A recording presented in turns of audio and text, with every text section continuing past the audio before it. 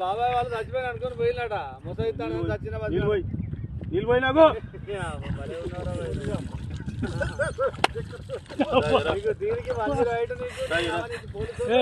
ఎందుకు పన్న వాళ్ళ ఎందుకు అనుకున్న వాళ్ళ ఈ చల్లదనానికి ఎండకు చేయలేక కన్నీకి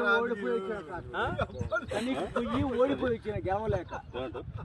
ఏం చేసావు 10 రోజుల నుంచి గణేట్ చేత నాతో గట్టించి నా కష్టం దోచుకొని గణేట్ రాయ్